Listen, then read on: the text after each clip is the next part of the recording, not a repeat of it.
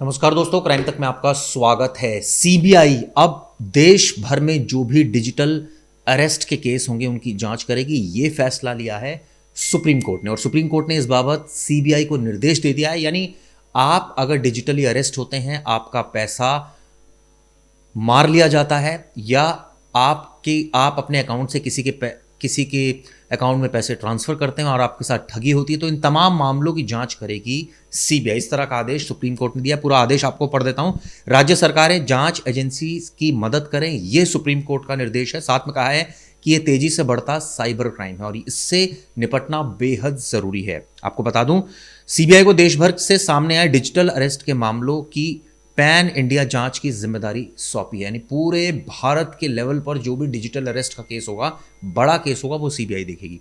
सोमवार को सुनवाई के दौरान सुप्रीम कोर्ट ने सभी राज्य को डिजिटल अरेस्ट मामलों की जांच में सीबीआई की मदद करने के भी निर्देश दिए। भी कहा कि भाई आप सीबीआई की मदद कीजिए और इस तरह के केसेस को एक स्पेशलाइज्ड यूनिट देखी जानी चाहिए, क्योंकि कई लोगों का लाखों रुपए, करोड़ों रुपए ठग लिया जाता है, डिजिटल अरेस्ट कर लिया जाता है उनको।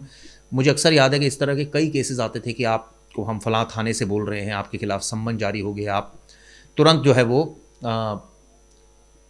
ईडी आपके यहाँ छापे मारने वाली है, सीबीआई छापे मारने वाली है। वो आदमी एकदम डर जाता है और वो अकाउंट में पैसे ट्रांसफर कर देता है। ऐसे तमाम केसेस देखने को मिले और उसके बाद सच में पता चला कि दरअसल ये तो डिजिटल अरेस्ट कर लिया गया। एक हमारे हाल ही में एक केस सामने आया था जिसमें एक बुजुर्ग को इस तरह से लूट लिया गया था। 95 लाख रुपए उनके अकाउंट से सोची चले गए। सोमवार को सुनवाई के दौरान सुप्रीम कोर्ट ने सभी राज्यों को डिजिटल अरेस्ट मामलों की जांच में निर्देश दे दिए हैं। सीजेआई सूर्यकांत की बेंच की सुनवाई ने क्या कहा, बेंच ने सुनवाई के दौरान क्या कहा कि डिजिटल अरेस्ट तेजी से बढ़ता साइबर क्राइम है। इसमें ठग खुद को पुलिस, कोर्ट या सरकारी एजेंसी का अधिकारी बताकर वीडियो ऑडियो कॉलिंग के जरिए पीड़ितों को, खासकर सीनियर सिटीजन्स को धमकाते हैं, उनसे पैसे वसूलते हैं। पहले तो ये बात सबसे बड़ी है, सच वाली बात यह है कि आप डरते ही क्यों हैं? अगर आपने कोई गलत नहीं किया तो आपको डरने की कोई ज़रूरत नहीं है। इस तरह के फ्रॉड कॉल्स बहुत आते हैं, आप उससे उसकी डिटेल्स पूछिए और अगर इस तरह की कोई बात कह रहा है और आपको लगता है कि आपने किसी तरह का कोई फ्रॉड नहीं किया तो डरने की बिल्कुल ज़रूरत नहीं है। इसकी आप लोकल पुलिस को शिकायत करें। लेकिन सवाल ये उठता है कि अब ये आदेश दे दिया है सुप्रीम कोर्ट ने, मुकदमा कौन दर्ज करेगा और कौन से मामलों की जांच सीबीआई करेगी? क्या हर एक मामले की जांच करेगी या कुछ चुनिंदा मामलों की जांच करेगी? इसके बारे में भी आपको बताता हूं। दरअसल रिजर्व बैंक ऑफ इंडिया को नोटिस जारी कर पूछा कि साइबर ठगी में उपयोग हो रहे बैंक खातों को तुरंत ट्रैक और फ्रीज करने के लिए एआई और मशीन लर्निंग तकनीक का उपयोग क्यों नहीं किया जा रहा है। ये क्यों नहीं कहा जा रहा कि भाई जो इस तरह के बैंक अकाउंट्स चल रहे हैं, जो फ्रॉडली रकम ट्रांसफ़र कर रहे हैं, अपने अकाउंट्स में डाल रहे हैं, ऐसे बैंक अकाउंट्स पर नज़र क्यों नहीं रखी जा रही, उनके अकाउंट तुरंत फ्रीज क्यों नहीं किए जाते? इस तरह की जानकारी, इस तरह का आदेश दिया है। इससे पहले इस मामले की 3 नवंबर को सुनवाई थी, जिसमें ये बताया गया था कि लगभग 3000 करोड़ की ठगी का पता चला है डिजिटल अरेस्ट मामले में। आप सोचिए, ओवरऑल 3000 करोड़ की। अदालत ने इसे आयरन हैंड से निपटने लायक गंभीर राष्ट्रीय समस्या बताया। आप सोचिए, इसको राष्ट्रीय, नेशनल प्रॉब्लम इसको डिक्लेयर कर दिया सुप्रीम कोर्ट ने और ये कहा कि ये एक बहुत ही संगीन मामला है। दरअसल हरियाणा के अंबाला जिले में बुजुर्ग दंपति से 3 से 16 सितंबर के बीच 1 करोड़ रुपए की ठगी हुई। दंपत्ति को सुप्रीम कोर्ट के जजों के फर्जी साइन और जांच एजेंसियों के नकली आदेश दिखाकर डिजिटल अरेस्ट किया गया था। आप सोचिए, पीड़ित ने 21 सितंबर को सीजीआई को चिट्ठी लिखकर पूरी बात बताई। चिट्ठी लिखी, सीजीआई को पूरी बात बताई। इसके बाद सुप्रीम कोर्ट ने खुद से एक्शन लिया है और अब आप देखिए इसमें अब क्या होगा। साइबर ठगी के दरअसल 3 तरीके से होती है। पहला, इन्वेस्टमेंट स्कैम, फर्जी सोशल मीडिया प्रोफाइल से जल्दी अमीर बनो ग्रुप में फंसाते हैं, छोटे निवेश पर छोटा मुनाफा दिखाकर लाखों करोड़ों लेते हैं। इसके अलावा डिजिटल अरेस्ट स्कैम, खुद को सीबीआई, पुलिस या ईडी का अधिकारी बताते हैं, उसके बाद नकली फ़ोन कॉल करते हैं। एक होता है बॉस स्कैम, ठग खुद को कंपनी के सीईओ बताकर कर्मचारियों से संपर्क करते हैं।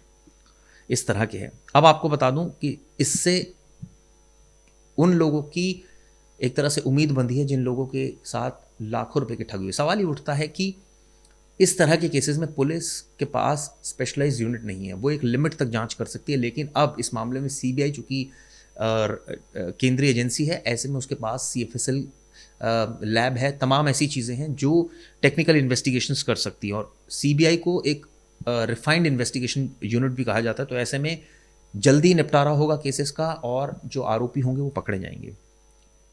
इसके अलावा सुप्रीम कोर्ट ने टेलीकॉम डिपार्टमेंट और राज्य को भी निर्देश दिया, एक व्यक्ति संस्था को एकाधिक सिम जारी ना हो, ये साफ साफ कह दिया है, क्योंकि इससे साइबर अपराधी बड़े पैमाने पर अपराध कर रहे हैं। इसके अलावा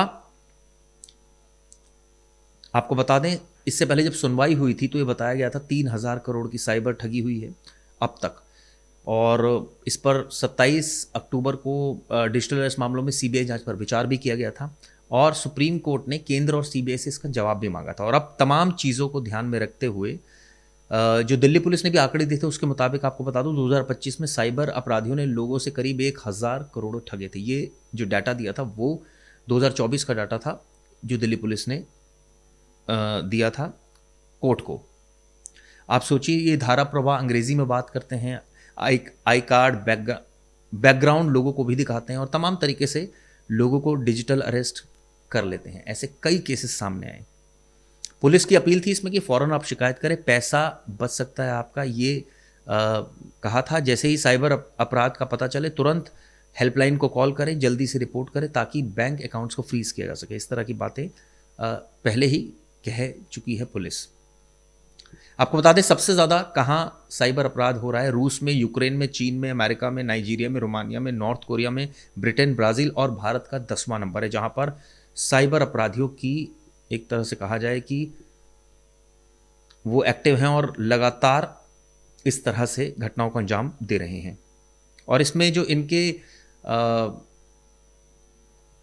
कई ऐसे केसेस सामने आए जिसमें 3 महीने अरेस्ट कर करीब 19 करोड़ रुपए लूट लिए। एक डॉक्टर को गांधीनगर में देश का सबसे बड़ा डिजिटल अरेस्ट स्कैम हुआ था। इसके अलावा आपको बता दूं, जो लोग शिकार बने हैं उनमें डॉक्टर्स भी हैं, सॉफ्टवेयर इंजीनियर्स भी हैं, सैन्य अधिकारी हैं। आप सोचिए, पढ़े लिखे लोग हैं। कई लोग ऐसे हैं, इसके पीछे दुबई में बैठे मास्टरमाइंड है, जो कई लोग इस तरह से कर रहे हैं। इसके अलावा आपको मैंने बताया कि किन किन फेक कॉल्स की ऑनलाइन शिकायत भी आप कर सकते हैं। कई सारे ऐसे पोर्टल्स ऑलरेडी उपलब्ध हैं जहां पर आप जाकर शिकायत कर सकते हैं। तो ये ऐसी तमाम चीज़ें हैं जिसको लेकर अब सुप्रीम कोर्ट ने एक बड़ा आदेश दिया है। सुप्रीम कोर्ट ने साफ साफ कर दिया है कि अब देश भर के जो डिजिटल अरेस्ट केस हैं उसकी जांच सीबीआई करेगी। यानी अब एक उम्मीद की किरण जगी है। चलिए, उम्मीद करते हैं इस मामले में सख्त एक्शन होगा, जिन लोगों का पैसा डूबा है वो मिलेगा। ये वीडियो आपको कैसे लगी ज़रूर बताएगा। धन्यवाद।